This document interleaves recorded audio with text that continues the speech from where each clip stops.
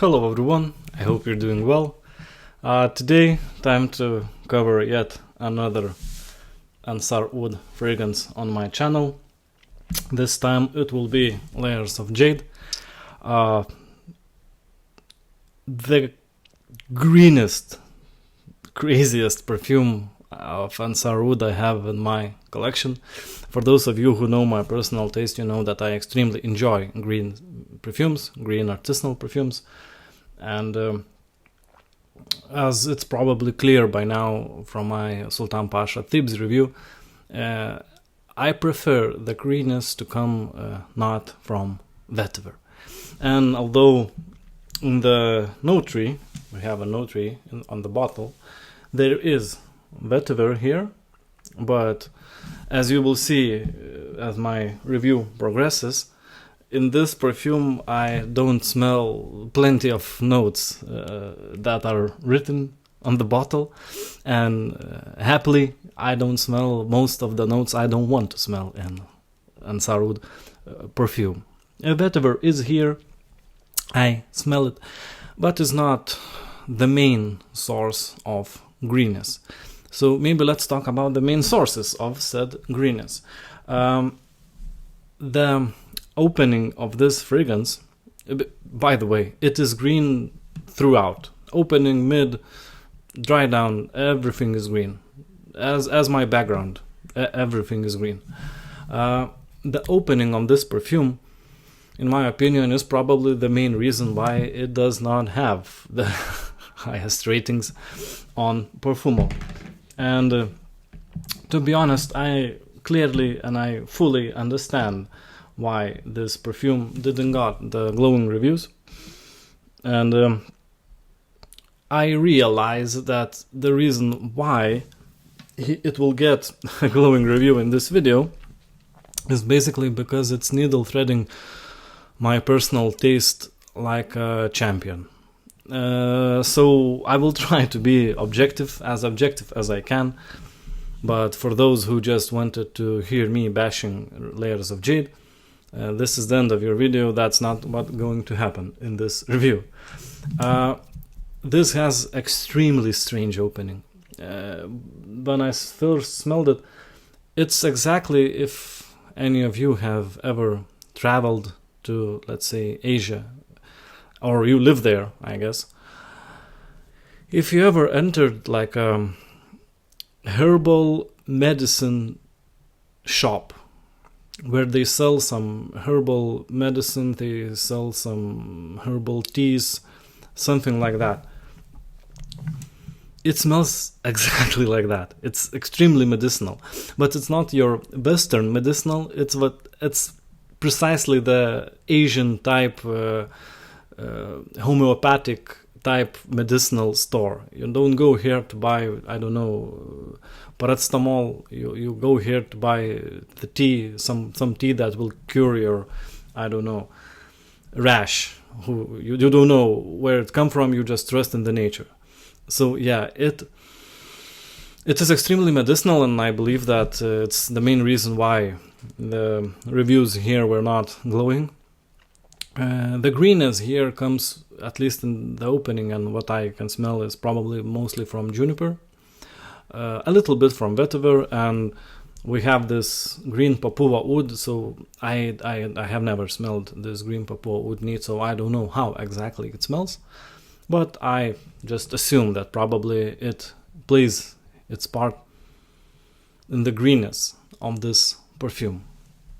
So yeah, we have this juniper green wood type of opening with a little bit of vetiver. Everything is medicinal, everything is green. Now I will read you some notes that I don't get in this perfume. Those notes would be blackcurrant. Thank God. I don't like blackcurrant in Ensar wood perfumes, so I am very happy that I can't pick it up here. Plum, again, I don't know where is the plum here. For me, this perfume has close to zero sweetness, close to zero fruitiness, and I don't know. It seems to me the note of plum and blackcurrant is written here only because Ensar knows that his fans enjoy these notes. But if you expect, and also it says iris. So if you read blackcurrant, iris, and plum, and you expect anything similar to, I don't know, iris gallia or purple rain or some stuff like that, it's no, it's nothing like that. The note that it is quite interesting here is, so it says here rose auto. I don't smell, let's say, rose itself here. This perfume in no way is red, but what I can imagine probably that the rose is used here to provide some texture in the middle of the perfume. I don't smell, as I said, like red rose or jammy rose or stuff like that, but I can see the rose being used as a texture maker to make the perfume a little bit softer, because all the green notes, the juniper, the wood, it would create a very sharp perfume, especially if the vetiver was overdosed. It would make an insanely sharp perfume. And don't get me wrong, this is not a smooth fragrance by any means. It's still sharp, harsh, strange, but it's not an overkill of sharpness by any means. The unique nature of this perfume, and it's a rare case where probably my personal problem, I have not maybe tried enough of Ensar woods, but this is a very rare case where I actually can't connect this perfume to any DNA of Ensar wood that I would know. So if you know what was the, let's say, first iteration or the more expensive iteration of this DNA, I would appreciate if you left it in the comments. But for my understanding, for what I know of Ensar wood today, I don't know any perfume that is similar in construction, in DNA, in feel to layers of jade. Closer comparisons I could make is probably Aryan green or EO green, but it's not the same. That's just the greenest Ensar woods that I own, so that's the best I can do, and they share a few notes, but it's different. For me, it's different. So yeah, we have this very medicinal, strange Chinese herbal store opening. We have this mid that turns a little bit softer, a little bit more floral, maybe thanks to the rose, and still now no plums or blackcurrants inside. And by the dry down, we get patchouli. Patchouli maybe is even in the middle, but by dry down it becomes clearer. And what other thing we get by the dry down, and I'm lucky enough to have a sample. I have a sample of Tigerwood 1990. It's an oud oil by Ensar Oud, and it's an oud oil that is also used in this perfume. I don't own many Ensar woods that have this oud oil inside, so maybe that's why I can't connect this DNA to anything else. But if we are talking about the dry down of layers of jade, it is this oud and patchouli. And the longer the fragrance goes, patchouli leaves us, and we are left with a dry down of Tigerwood 1990. I like this oud oil. I think it is perfect for sprayable perfumes. I am not 100% sure I would enjoy wearing it alone, but I find it one of the most perfect oud oils that I have tried neat to be used in a sprayable perfume, because it's not animalic whatsoever. It is completely clean. It does not have any sharp, distinctive notes. it has this sweet, somewhat aquatic, overall very balanced profile that for me is just pure perfection for a base of a sprayable perfume, because it doesn't have any like features that would stand out, but it has overall a very solid base and a very solid texture, very solid overall feel. So the uniqueness and like the extra features needed to make it interesting, they come from other oils that you find in the said perfume where this is used. So my short review of Tiger Wood 1990, I don't find it magnificent as a wood oil alone, if we are looking to wear it without anything else, just for pure enjoyment, unless for meditative reasons before bed it would be fine. But I find it perfect for a perfume, and especially for a perfume like this, because we have this harshness, greenness, aggressive beast mode type opening. Everything is coming at you, weird smells, medicinal smells. It's like a little bit of chaos. But by the end of the journey, when you took all the punches, at the end you get this calming, sweet, relaxing type dry down.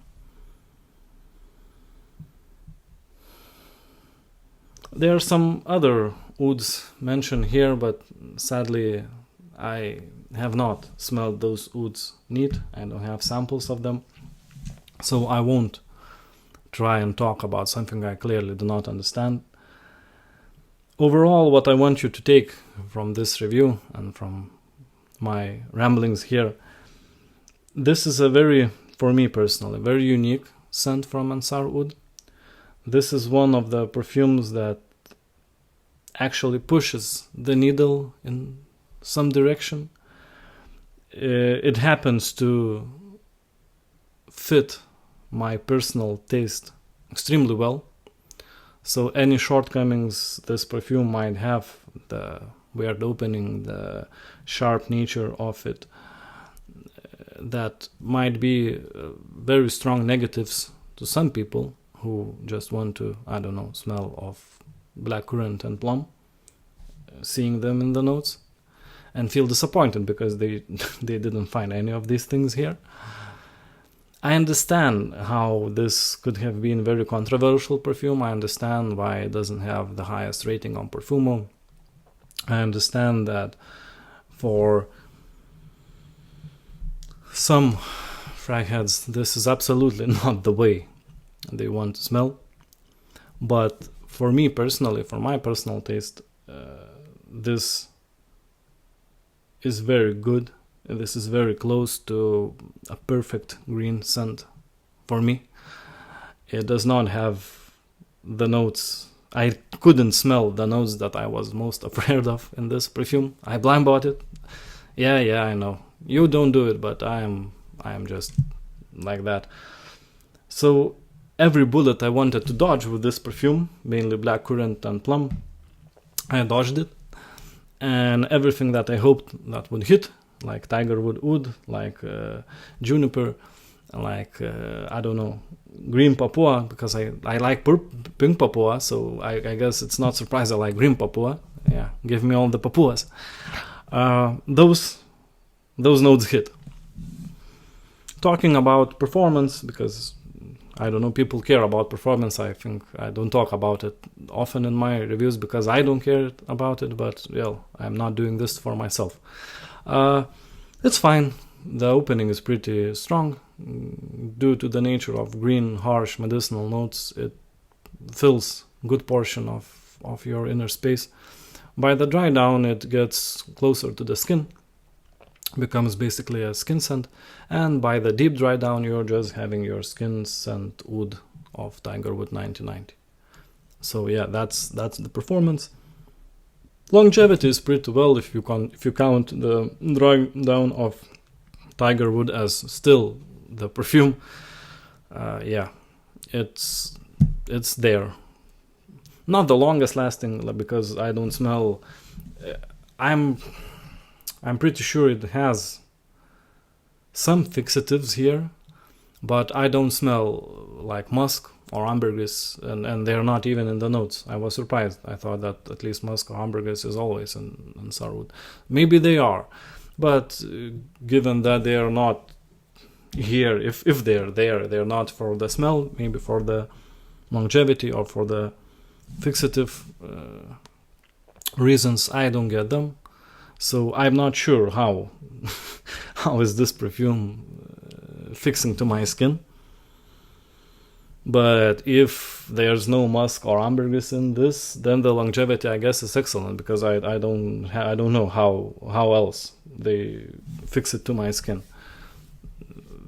I don't see any oak moss either, so I don't know. If somebody knows, as I'm here to learn together with you, please leave the comments. I would love to hear it. So, in conclusion, your very last conclusion, this is extremely green. This is extremely challenging if you're not the biggest fan of green. You won't find any blackcurrant or plum or fruits in here. It is not even close to Iris Gallias and Purple Rains of the world. I have no clue what this is close to, but I personally enjoy it really, really much. For me, this is meditative. For me, this is relaxing. I will, and I have worn it before bed many times. The harsh opening is invigorating, I guess, but after that you get this calming. Actually, to be fair, the first time I wore it while listening to music, and I am not gonna lie, it took me places. I really had a trip. I also wanted to jump out of the bed and do my first impressions, but I didn't have the chance because the family was home, and well, not always you can do what you want with your time, and you need to make sure that your other family members in the house agree with your burst of passion, and that in that case it was not that way. But it took me places.